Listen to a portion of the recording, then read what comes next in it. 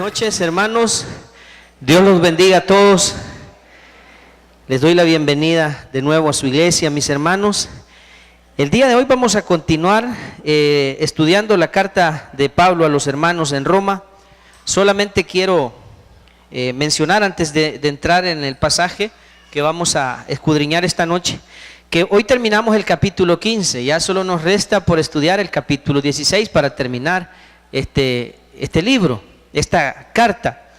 Y quiero aprovechar también para decirles que en la radio, a partir de este sábado, habíamos anunciado un cambio en la programación, mejoras en la programación, programas nuevos. A partir de este sábado, a quienes les interese, podrán escuchar a las 7 de la noche un estudio del libro de Apocalipsis. Este estudio está impartido por el pastor Roberto Martínez, está muy pero muy interesante. Para aquellos a quienes les interese, pues usted ya sabe, sábado a sábado a las 7 de la noche usted podrá escuchar el estudio del libro de Apocalipsis, un libro bastante, ¿cómo se dice?, atractivo, porque llama la atención por todo su contenido, el lenguaje que utiliza este documento. Es muy interesante y el pastor Roberto Martínez dedicó bastante tiempo a escudriñar y a relacionar todos esos elementos. Así es que a quienes les interese, yo aprovecho y les digo, el día sábado a las 7 de la noche usted podrá escuchar también este estudio, además del que tenemos de la carta a los romanos los días jueves. Les voy a invitar ahora a que me acompañen en su Biblia, Romanos capítulo 15, los versículos del 20 al 33. Vamos a escudriñar esta noche. Y yo parto del hecho de que estamos hablándole a la iglesia. Somos la iglesia, amén, hermanos. ¿Usted se considera la iglesia del Señor? Pues esta noche vamos a ver cuáles son algunos de los deberes que la iglesia tiene hacia los demás. Pablo menciona en este pasaje algunas de nuestras responsabilidades como iglesia hacia la comunidad, hacia las demás personas. De eso habla este pasaje. Voy a referirme a dos puntos específicamente. Ayudar en los asuntos espirituales, que quizás es la prioridad de la iglesia, y también ayudar en aquellos asuntos de carácter terrenal también, porque hay necesidades que son de carácter terrenal en los que la iglesia también puede participar y ser de bendición para las demás personas. Vamos a leer entonces del versículo 20 hasta el final, el 33, y dice así: y de esta manera, dice Pablo, me esforcé. ¿Para qué se esforzó Pablo?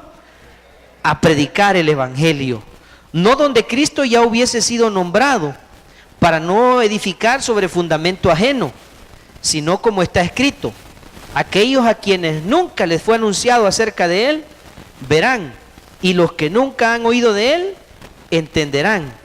Por esta causa me he visto impedido muchas veces de ir a vosotros, pero ahora, no teniendo más campo en estas regiones, y deseando desde hace muchos años ir a vosotros, cuando vaya a España, iré a vosotros, porque espero veros al pasar y ser encaminado allá por vosotros, una vez que haya gozado con vosotros.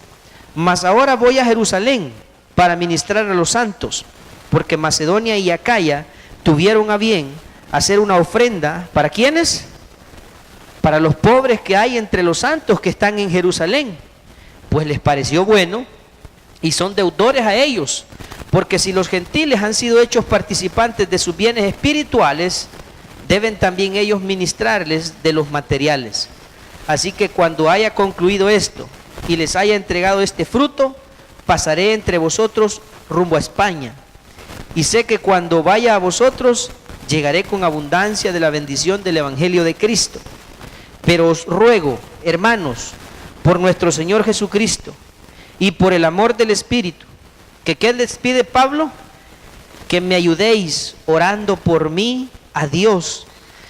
Mire por qué les pide: para que sea librado de los rebeldes que están en Judea, y que la ofrenda de mi servicio a los santos en Jerusalén sea acepta, y para que con gozo llegue a vosotros por la voluntad de Dios, y que sea recreado juntamente con vosotros, y el Dios de paz sea con todos vosotros.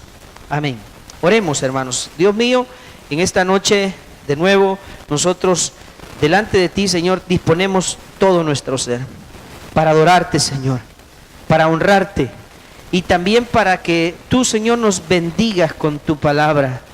Edifícanos, instrúyenos, Señor, corrígenos, ayúdanos, Señor, a ser cada vez mejores en este mundo, mi Dios. Es nuestro anhelo, nuestro deseo, agradarte en toda nuestra manera de vivir. Perdónanos, Señor, por aquellas cosas en las que hoy nos equivocamos. Perdona, Señor, nuestros pecados. Esta noche es nuestro deseo ponernos a cuentas contigo y que tu palabra, Señor, haya cabida en nosotros. Nos despojamos de todo orgullo, soberbia, arrogancia, incredulidad, indiferencia y todo lo que pueda estorbar, Señor, e impedir que tu palabra penetre hasta lo más profundo de nuestro ser.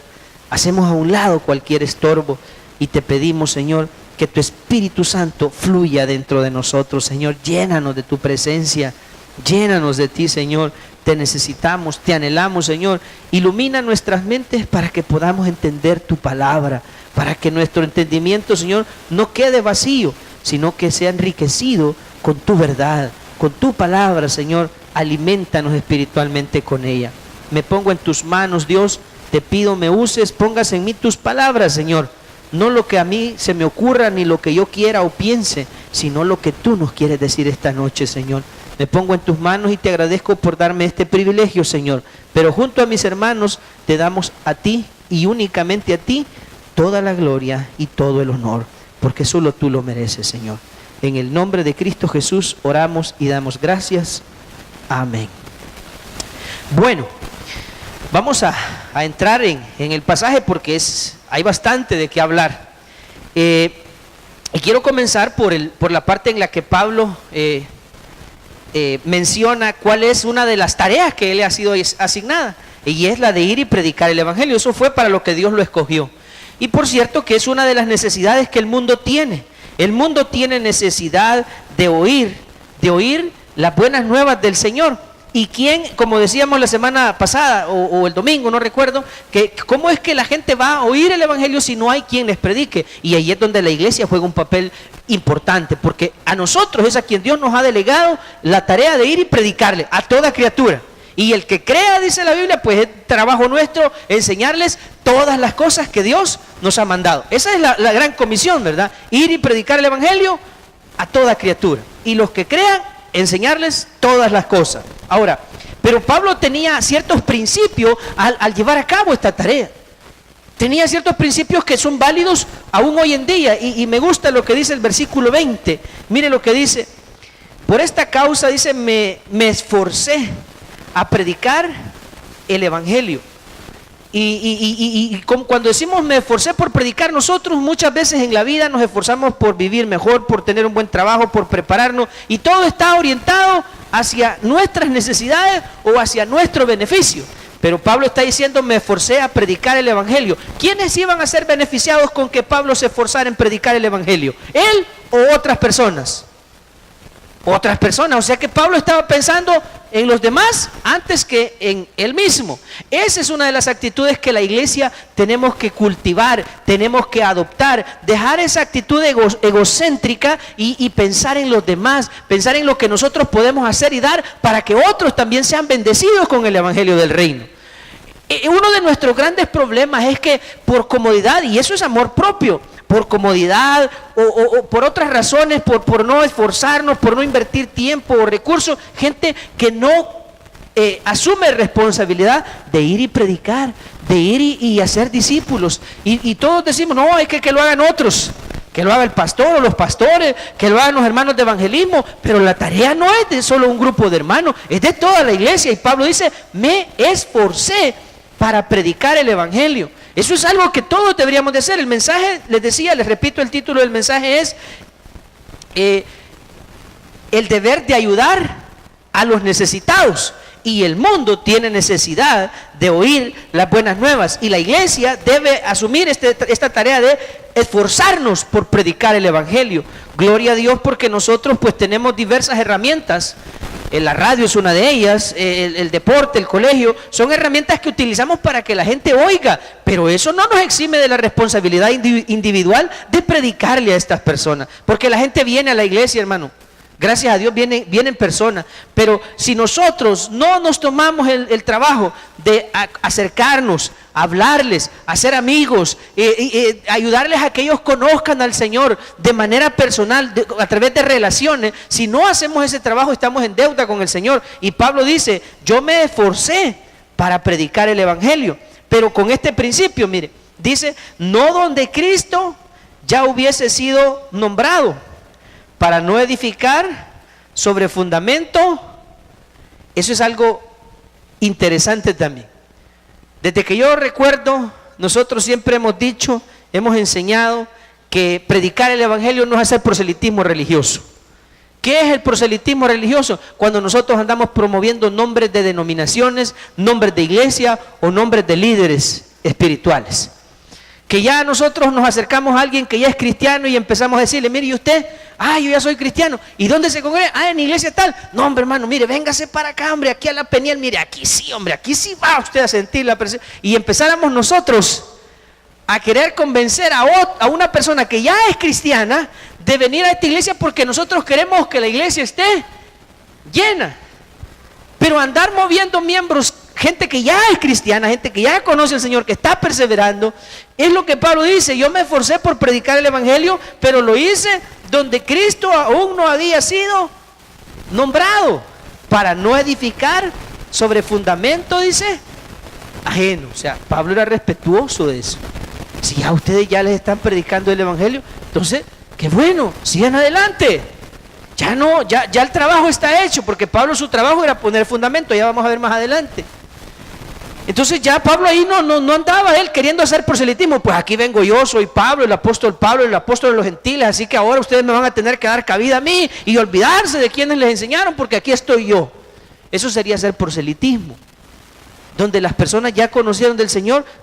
Hay que animarles y decirle, hermano, adelante, no deje de congregarse, sírvale al Señor, etcétera, pero no ir y querer nosotros hacer algún tipo de proselitismo, porque eso es querer ganar adeptos para una iglesia, para una denominación o para alguna persona en particular. Y de eso nosotros debemos abstenernos. Y como iglesia siempre hemos dicho, hermano, usted vaya, invite, hable de Cristo a aquellas personas que aún no han creído. Personas que no son cristianas, que no son creyentes, a ellas hábleles. O a personas que están en una, no digamos denominación, hablemos en una que pertenecen a una secta, a una fe religiosa que no es la fe verdadera. A esas personas sí, búsquela, abórdela, hábleles el Evangelio. Pero aquellos que ya son cristianos y se congregan en otra iglesia, yo no le digo que no les hable, pero no trate de convencerlos de venir a esta iglesia. No es esa la tarea que Dios nos ha mandado a hacer. Dios nos ha mandado a buscar y a salvar, como Él lo hizo, lo que está perdido. Y eso es algo a tomar en cuenta a la hora de buscar a quién ayudar, no buscar aquellos en los que ya el Evangelio ha sido sembrado, ¿verdad? La misión de Pablo, como lo puede él mencionar, era poner el fundamento. Y eso es como se interpreta también la labor de los apóstoles en las Escrituras. Ellos son los que ponen el fundamento, los que llevan la doctrina. Y luego Pablo tenía esta costumbre, él ponía el fundamento, comenzaba una iglesia y luego él nombraba a un pastor que era el que se quedaba a cargo de cuidar el rebaño del Señor. Así era como Pablo solía hacer con los lugares a donde él visitaba, y entendiendo que ese fundamento no era ¿cómo se llama? La demagogia de Pablo, no eran las ideas de Pablo, sino el Evangelio de Jesucristo. Ese era el fundamento que Pablo ponía, y él respetaba cuando ya el fundamento había sido puesto. ¿Para qué poner otro o ponerlo de nuevo? Mire lo que dice 1 Corintios, capítulo 3 y versículo 11. Acompáñenme a ver lo que dice 1 Corintios 3:11. Dice ahí: porque nadie puede poner otro fundamento que el que está puesto, el cual es, ¿qué dice? O sea, y si ya el fundamento ha sido puesto, ¿cómo voy a llegar yo a poner otro? Si ya, eso es la lógica de Pablo. Por eso decía, yo voy a predicar donde Jesús no ha sido nombrado. porque no voy a ir a hacer la obra donde ya alguien puso fundamento, porque no hay otro fundamento. Si ya les hablaron de Jesús, si ya les hablaron la sana doctrina, entonces ¿para qué voy a querer ir yo a competir? Solo para competir, valga la redundancia. Solo para sentirme bien o para ganar adeptos o por las razones que sea, que no sean las legítimas de ir y predicar el evangelio del Señor. Entonces dice Pablo que no se puede poner otro fundamento que el que está puesto. Vamos a Efesios capítulo 2, versículo 20. Dice en el 2:20, edificados, dice, lo que yo le decía, la labor de los apóstoles, aparentemente por lo que las escrituras nos revelan, era la de poner fundamento. Ellos eran los que Dios les había revelado la doctrina que se tenía que compartir en la iglesia. Ellos eran quienes ponían ese fundamento, y sobre ese fundamento los pastores y los demás ministerios, profetas, evangelistas, maestros, hacían su tarea de ir edificando sobre ese fundamento. Dice el 2:20, edificados sobre el fundamento de ¿quiénes? De los apóstoles y profetas, siendo la principal piedra del ángulo Jesucristo mismo, porque ese es el fundamento. Nuestra fe no tiene que estar fundada, Pablo decía, en la sabiduría de los hombres. Nuestra fe tiene que estar fundada en Cristo Jesús. Eso quiere decir que si de repente algo ocurriera con las personas que están al frente de una iglesia, con algún líder en particular, nuestra fe no tiene que verse en ninguna manera estorbada, porque nuestra fe y nuestro fundamento tiene que ser en Cristo Jesús. Pero si nosotros nos dedicamos a hacer proselitismo de personas, si aquí nos dedicáramos a hacer proselitismo de alguno de los pastores, que el pastor, mire que el pastor, como por ejemplo aquella iglesia que yo les mencioné que tiene, pongámosle nombre, la luz del mundo, donde usted va a la iglesia, ahí está la foto de Samuel Joaquín, ¿es verdad? O Joaquín Samuel, algo así es. Ahí está, el apóstol, es Cristo, él es la encarnación de Jesús. Entonces ahí todo gira alrededor de esta persona. Si aquí hiciéramos algo así y de repente esta persona cometiera un error o se equivocara, ¿qué pasaría con la fe de todos los demás? Probablemente se vería estorbada, se vería trastornada. Pero nosotros tenemos que estar claros que nuestro fundamento y nuestra fe tiene que estar en Jesús. Esa era la tarea de Pablo, poner fundamento. Y él dice, yo soy respetuoso, me esfuerzo por predicar el evangelio, pero lo hago solamente donde Cristo aún no ha sido mencionado, no ha sido predicado, respetando esos criterios. Ahora bien, Pablo hacía su mejor esfuerzo. Su prioridad siempre era predicar el evangelio, y lo hacía con gusto, mencionando siempre el nombre del Señor. Quiero que vea lo que dice en 1 Corintios 3, del 5 al 8. ¿A quién ponía Pablo? ¿A quién le daba Pablo el reconocimiento o los méritos de la tarea que él hacía, que él llevaba a cabo? Entonces algo también a tomar en cuenta, especialmente por los que predicamos, por los que estamos al frente, aquellos a quienes Dios nos ha dado el privilegio de servir. Y dice en el versículo 5, ¿qué pues es Pablo? Pablo escribiendo de él mismo. ¿Qué es Pablo? Decía. ¿Y qué es Apolos? ¿Y cuál era la respuesta de él? Servidores, por medio de los cuales habéis. O sea, Pablo dice, miren, ¿y nosotros qué somos, pues? No se vayan a confundir y vayan ustedes a empezar a ponernos en un pedestal y empezar a vernos como una especie de personas eminentes. No, ¿y quiénes somos? Solo somos servidores. Nosotros, Dios solo nos ha usado para que ustedes crean, pero la gloria es del Señor. Mire, y según dice, y eso según lo que a cada uno le concedió el Señor, también en eso le da la gloria a Dios. Es decir, si yo para algo he sido útil, es porque Dios me lo ha concedido. Y luego dice, mire, una vez más Pablo menciona que su trabajo su labor era poner fundamento. Yo, ¿qué dice? Planté. Eso es el equivalente a poner fundamento. Yo planté, dice. Apolos regó, pero el crecimiento, ¿quién lo da? Lo da Dios. Entonces, ¿a quién le corresponde el mérito y la gloria de todo lo que sucede en la iglesia del Señor? A Dios, a Cristo. Por eso es que es a Cristo a quien nosotros tenemos que predicar, es a Cristo a quien nosotros debemos anunciarle a todas las personas, porque esa es una de las responsabilidades y ese es el deber de ayudar a los necesitados. La gente necesita del evangelio, pero es responsabilidad de la iglesia hacerlo, predicarle. Versículo 7, así que ni el que planta es algo, ni el que riega. Mire, me voy a detener ahí. Sí o no que hay obreros cristianos que se creen la gran cosa solo porque de repente algo en lo que Dios los ha puesto al frente ha prosperado. Sí o no que hay personas que se creen que ellos son los buenos en obras que son del Señor. No, es que si yo no estuviera aquí, esto no fructificaría como fructifica.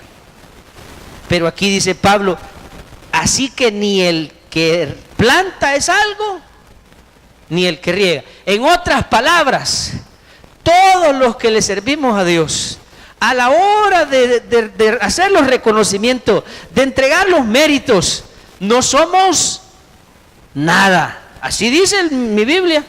Ni el que planta, ni el que riega, no son nada. Entonces, ¿a quién le corresponde toda la gloria? Sino Dios, que da el crecimiento. Y el que planta y el que riega, dice, son una misma cosa. Ya lo dijo allá en el versículo 5, servidores. Aunque cada uno, dice, recibirá su recompensa conforme a su, pero eso ya son otros 20 pesos. Dice Pablo, te Dios va a recompensar, pero eso es otra historia. Eso ya es con el Señor. Pero la recompensa no tiene que ver con tomar la gloria que no nos corresponde. A todos los que le servimos a Dios, el único que merece el reconocimiento, el único que merece la gloria por todo lo que ocurre en la iglesia es Dios. Los demás no somos nada, somos servidores nada más del Señor. Y tener claro eso es importante, el no querer ir a poner fundamento, o más bien dicho, poner otro fundamento donde ya Jesús ha sido predicado, y también el tener claro que en todo lo que ocurre en la iglesia, la gloria le pertenece solamente a Dios. Ahora, Pablo no tenía, en este caso, en la carta él plantea que su misión no era visitar Roma, no era su prioridad. Él tenía otros lugares a los que Dios le había mandado a predicar, a poner el fundamento, a edificar, pero siempre lo que lo impulsaba a él era lo mismo, era la compasión que él sentía por aquellas personas a quienes nunca les había sido anunciado el evangelio. Y esa es una actitud parecida a la de nuestro Señor Jesucristo. Vea conmigo Mateo 9:36. Para Pablo no era importante ir donde Jesús ya había sido anunciado. Pablo estaba interesado en ir a aquellos lugares donde nunca se hubiera hablado del Señor, porque esta actitud es parecida a la que Jesús tenía. Mire lo que dice Mateo 9:36.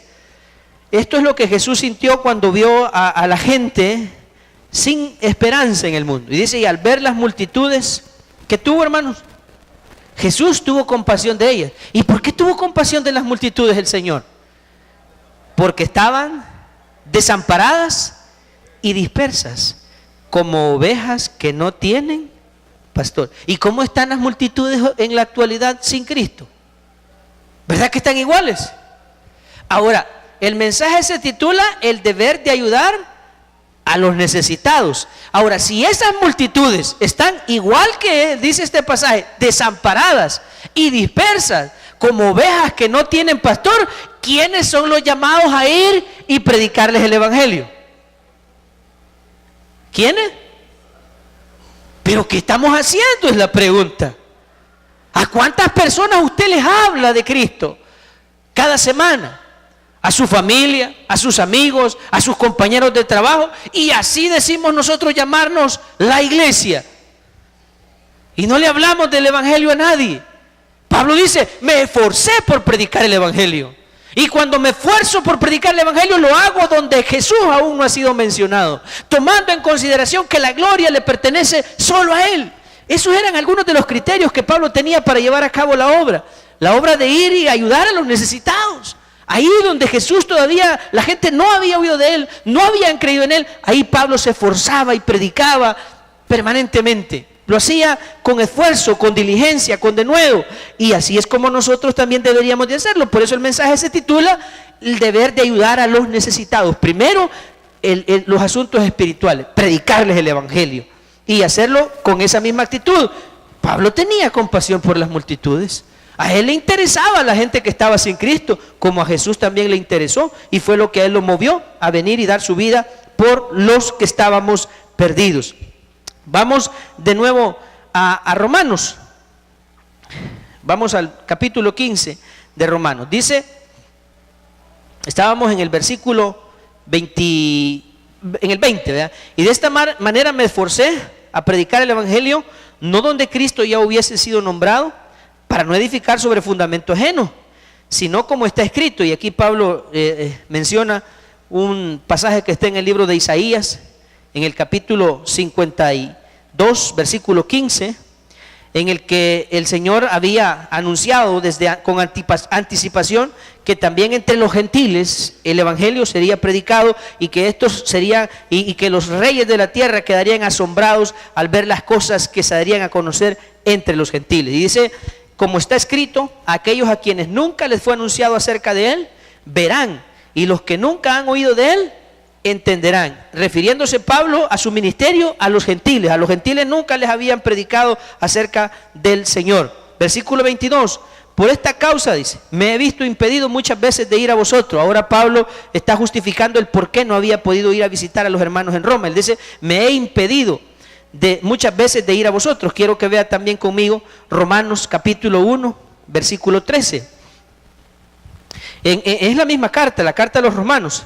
Esta es la segunda vez que Pablo les dice por qué es que él no los ha visitado. Yo les mencioné la semana pasada que una de las razones por las que Pablo dice, he tenido este atrevimiento de escribirles a ustedes.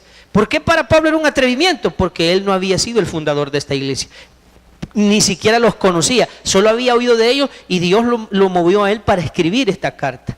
Por eso es que él nunca había estado con ellos. Y dice en Romanos 1:13, pero no quiero, hermanos, que ignoréis, dice, que muchas veces me he propuesto ir a vosotros, pero hasta ahora, dice, he sido estorbado para tener también entre vosotros algún fruto como entre los gentiles. Y lo mismo dice allá en Romanos, en el versículo 22, Pablo dice que se ha visto impedido, por esta causa me he visto impedido muchas veces de ir a vosotros. O sea, él no había visitado Roma, la iglesia, los hermanos en Roma, y sí tenía el deseo, la intención, pero no había podido porque él estaba ocupado haciendo su ministerio en la región donde el Señor le había mandado. Versículo 23, pero ahora dice, no teniendo más campo en estas regiones.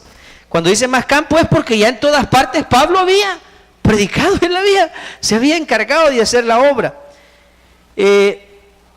No teniendo más campo en estas regiones y deseando desde hace muchos años ir a vosotros, cuando vaya a España iré a vosotros, porque espero veros al pasar y ser encaminado allá por vosotros, una vez que haya gozado con vosotros. Mas ahora voy a Jerusalén, y aquí viene la segunda tarea de la iglesia. La primera es de anunciar el evangelio, es decir, el deber de predicar el evangelio a los que no le conocen, a los que no han creído. Y la segunda viene aquí en el verso 25.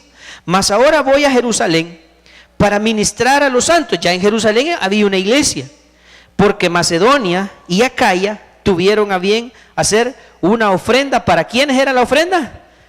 Para los pobres que hay entre los santos que están en Jerusalén. Aquí viene la segunda de las tareas que la iglesia tiene. Okay, ya hemos provisto, digámoslo así, ya hemos provisto a la gente del evangelio, ya les hemos predicado, y los que creyeron ahora están en Cristo, y estamos haciendo la tarea de de ir sobre edificando, eso es, enseñándoles todas las cosas que Dios nos ha mandado, pero a la par también hay otras necesidades. ¿Qué tipo de necesidades? Las necesidades de carácter material. Y ahí dice, interesante, que Pablo dice que en las regiones donde él había andado predicando y les había dado a conocer el evangelio, seguramente ellos escucharon de la necesidad que había de los hermanos en Jerusalén. de la iglesia en Jerusalén, de los hermanos en Jerusalén. Entonces dice el versículo 25, volvámoslo a leer.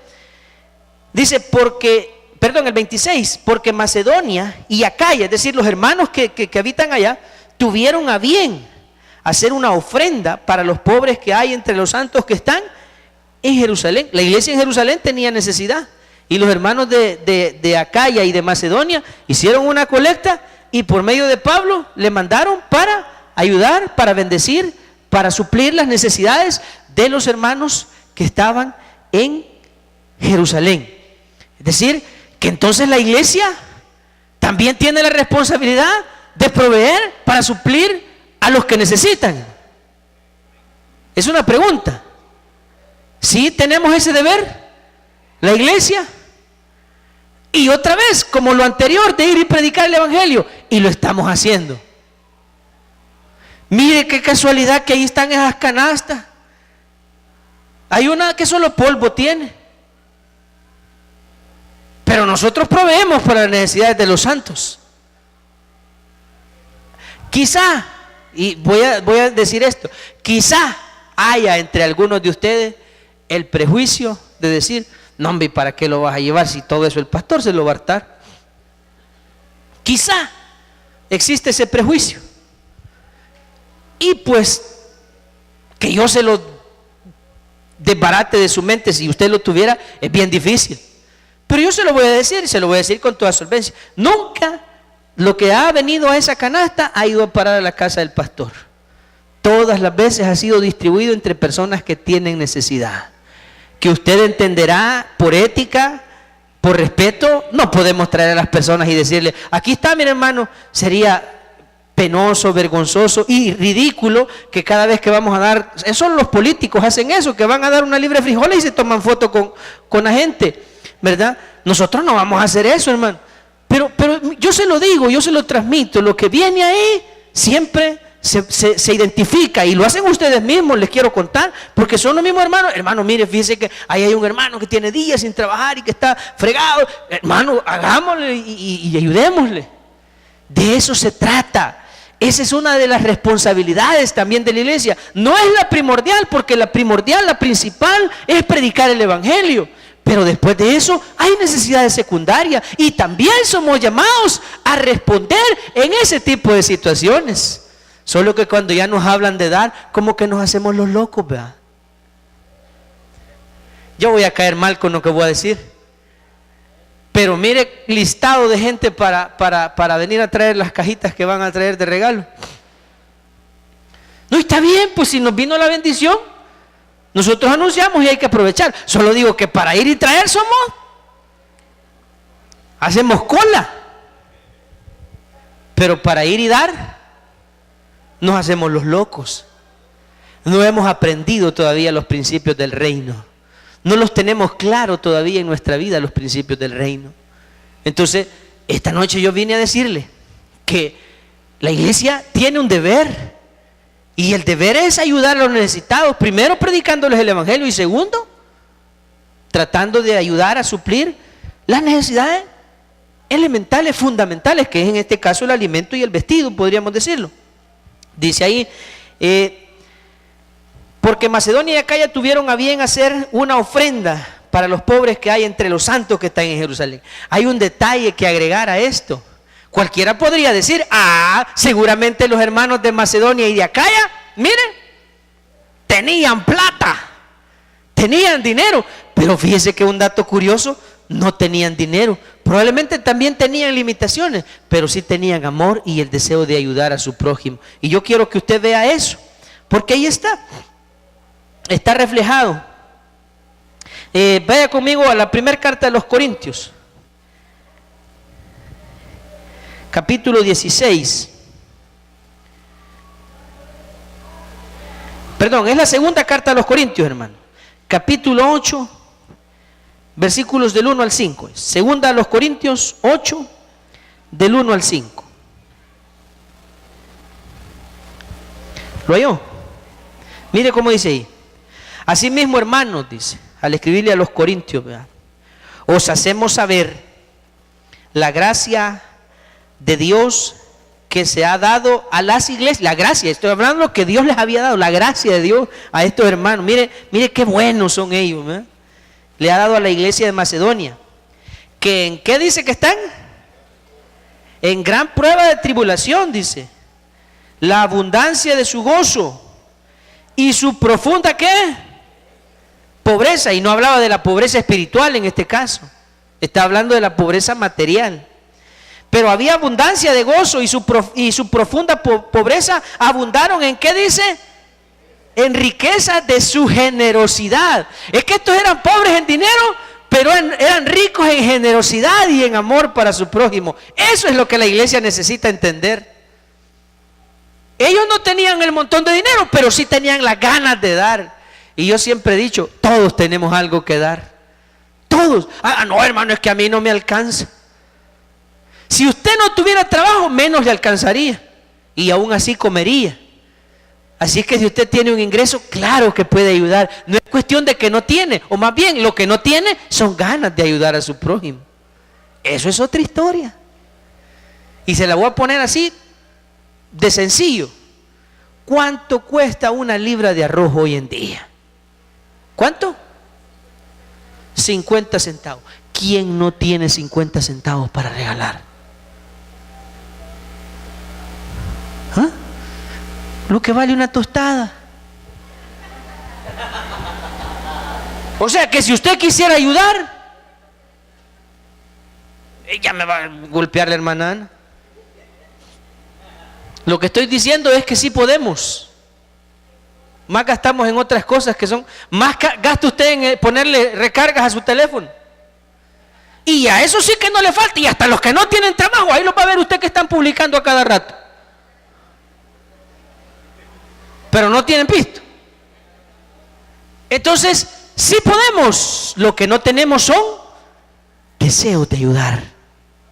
Y Pablo dice ahí, hablando de los hermanos de Macedonia, pero el versículo 2, que en gran prueba de tribulación, la abundancia de su gozo y su profunda pobreza abundaron en riquezas de su generosidad. Pues doy testimonio de que con agrado, ¿han qué, hermanos? Han dado conforme a sus fuerzas, es lo que ellos han estado dentro de sus posibilidades. Ellos han dado, y aún más allá de sus fuerzas, pidiéndonos, oiga, con muchos ruegos, que les concediésemos el privilegio de participar en este servicio para los santos, y no como lo esperábamos, sino que asimismo se dieron primeramente al Señor y luego a nosotros por la voluntad de Dios. Así eran los hermanos de Macedonia. Eran generosos, eran dadivosos, eran misericordiosos. Ellos estaban siempre dispuestos a ayudar al necesitado, como nosotros. Amén. Siempre dispuestos a ir a predicar el evangelio al que no le conoce. Siempre dispuestos a ayudar al que necesita de alguna manera. Hermano, eso debería preocuparnos, fíjese. ¿Cómo podemos nosotros calificar eso? ¿Frialdad? ¿Desinterés? ¿Falta de fe? ¿No creerle a la palabra? ¿Cómo podemos catalogar esa actitud tan indiferente nuestra hacia lo que la Escritura nos enseña, nos manda el Señor en ella? ¿Cómo podemos llamar a eso? Y entonces, ¿por qué decimos que somos cristianos? ¿Por qué nos venimos a sentar a la iglesia de vez en cuando? La Biblia dice que la fe sin obras es, si tu hermano viene a ti con necesidad y tú le dices, hermano, hay que Dios te llene el estómago y que se te quite el hambre, voy a orar para que se te quite el hambre, ¿acaso eso lo va a ayudar? Ahí se necesitan de nuestras obras concretas, y de eso es de lo que Pablo también está dando testimonio y está animando a los hermanos a practicar. Voy a regresar a Romanos en el capítulo 15. Pues les pareció bien, dice en el 27, les pareció bueno y son deudores a ellos. Cuando dice deudores a ellos es que los hermanos de Macedonia y de Acaya se consideraban deudores a los hermanos en Jerusalén, y se los explico rápidamente. ¿Por qué deudores? ¿De dónde surge, de dónde comienza a predicar el evangelio? ¿De dónde se comienza a predicar? ¿Se recuerda usted Hechos 1:8? pero recibiréis poder, le dijo Jesús a sus discípulos cuando iba a ascender a los cielos. Los primeros discípulos eran judíos. La obra comenzó en Jerusalén, la iglesia. Dios les dijo, Jesús les dijo, esperen hasta que les sea dada la promesa. Ellos esperaron. Entonces en aquel aposento alto el Señor habló con ellos, se manifestó y el Espíritu Santo vino con ellos. Entonces Jesús les dijo, pero recibiréis poder cuando haya venido sobre vosotros el Espíritu Santo. Y oiga, y me seréis testigos. ¿Dónde le dijo? En Jerusalén primero, que era donde estaban. Luego en Samaria, que era la región.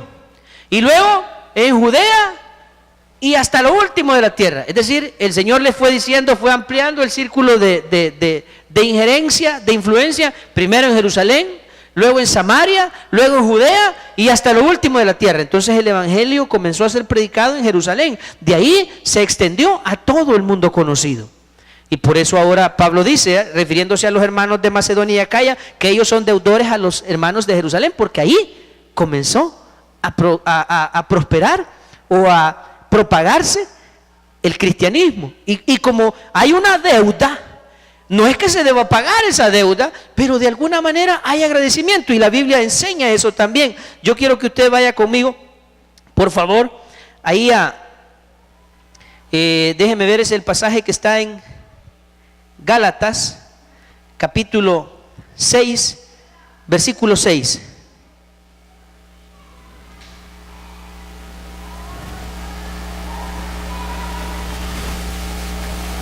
Gálatas capítulo 6, versículo 6.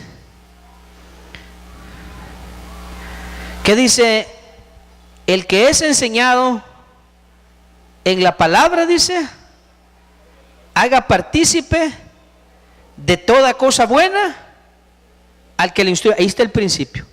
El que es enseñado en la palabra, haga partícipe. Y por eso dice Pablo, los hermanos de Macedonia se consideran que son deudores a los hermanos de Jerusalén, y por eso les mandan esta ofrenda, les mandan esta ayuda, porque ellos saben que de allí comenzó el evangelio y ellos quieren hacerles partícipe de todo lo bueno que Dios ha hecho en aquella región. Pablo tenía ese cuidado y tenía muy presente también la responsabilidad de predicarles el evangelio y de ayudarles en sus necesidades. Mire lo que dice en Gálatas, también Gálatas, vamos a ver en Gálatas capítulo 2, versículos 9 y 10. Una de las razones por las que Pablo también tenía este especial cuidado de ayudar a los necesitados. En este caso hablo de las necesidades materiales. Dice en el 9 y 10: y reconocían la gracia que me había sido dada, Jacobo, Cefas y Juan. Pablo dando testimonio de cómo los otros apóstoles también reconocían que el respaldo de Dios, la autoridad de Dios en su vida. Dice, reconocían la gracia que me había sido dada, Jacobo, Cefas y Juan, que eran considerados como columnas. Nos dieron a mí y a Bernabé la diestra, es decir, lo señalaron, ¿verdad? Como una aprobación en señal de compañerismo, para que nosotros fuésemos a los gentiles y ellos a la circuncisión, es decir, a los judíos y Pablo a los gentiles. 10. Solamente, dice, nos pidieron que nos acordásemos de ¿quiénes? De los pobres, lo cual también procuré con diligencia hacer. Ahí está, también Pablo era una de las razones por las que él tenía el cuidado también de las necesidades materiales que existían entre los hermanos, y él decidió llevar esta ofrenda que los cristianos de Macedonia y Acaya hacían hacia la iglesia en Jerusalén. Y una última cosa, ahí en el pasaje de Romanos, al capítulo 15 de nuevo, para terminar, para no dejar inconcluso, dice en el versículo 31, pero os ruego, hermanos, por nuestro Señor Jesucristo y por el amor del Espíritu, ¿qué les pide Pablo a los hermanos en Roma? Que me ayudéis orando por mí a Dios. Eso es también, de parte de Pablo, refleja el ser consciente de que humanamente no lo podemos todo, ni somos perfectos, que necesitamos de la ayuda, todos, y digo todos debemos orar unos por otros. Aquí Pablo reconocía la necesidad que tenía de que lo apoyaran en oración, y él les dice, les pido que me ayuden orando por mí a Dios. Pídanle a Dios por mí. Y él les pide 3 cosas, o más bien les dice, quiero que oren por 3 cosas. La primera de ellas, para que sea librado de ¿quiénes? Vaya, yo les pido exactamente lo mismo a ustedes. Yo les pido que me ayuden a orar para ser librado de los rebeldes que están en Zaragoza. Así dice, lo primero que le pide es para ser librado de los rebeldes que están en Judea. Pablo sabía que había personas que lo querían matar a él. Lo consideraban un traidor los judíos.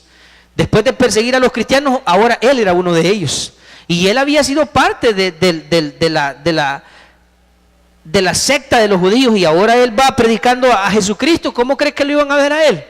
Como un traidor. Había gente que lo odiaba. Entonces Pablo dice, yo quiero que ustedes oren para que el Señor me libre de los rebeldes que están en Judea. Y la otra cosa que Pablo les pide que oren es para que mi ofrenda de mi servicio, es decir, para que lo que yo ofrezco a Dios al servir a los hermanos sea acepto delante de Dios, para que mi servicio sea agradable delante de Dios. Y el tercero es en el 32, dice, para que con gozo llegue a vosotros por la voluntad de Dios. Esas son las tres cosas que Pablo les pide a los hermanos que le ayuden a orar. Una, para que me libre de los rebeldes. Dos, para que mi servicio sea acepto delante de Dios. Y tres, para que llegue con gozo a ustedes. Son las peticiones, lo cual refleja que Pablo era consciente también que él no era un superhombre, tenía necesidades, necesitaba de que la iglesia también le apoyara orando. Como todos en la iglesia debemos ayudarnos mutuamente y apoyarnos orando unos por otros. Eso es algo, en lugar de ponernos tropiezo, en lugar de criticarnos, en lugar de hablar mal de los hermanos, cuando se acuerde de alguien, mejor ore por él.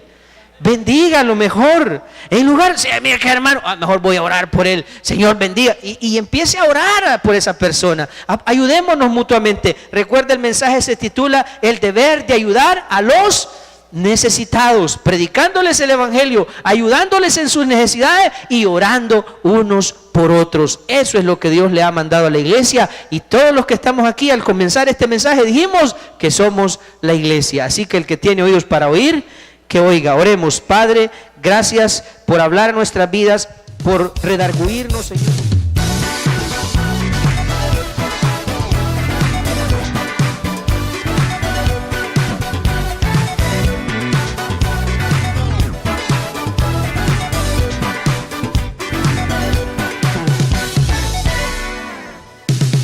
Cada vez que yo me acerco a ti, tu alegría y gozo siempre me hacen revivir. Oh, oh, oh. Tu abrazo me regala paz. Oh, me hace enamorarme cada día más y más. Vivo para amarte, quiero agradarte, siempre entregarte lo mejor de mí, porque eres mi alegría cada noche y día. Yo me asombro ante ti, incomparable Dios. Oh, oh, oh, oh.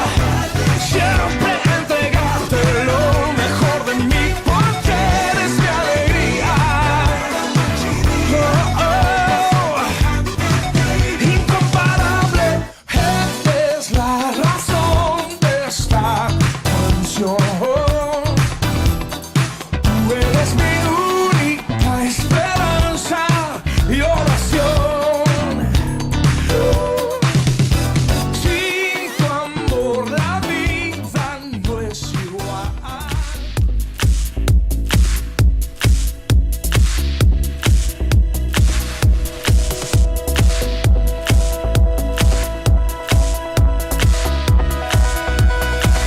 Roto estaba mi corazón, pero tu mano me rescató. Del polvo yo volví a nacer, la salvación en ti encontré.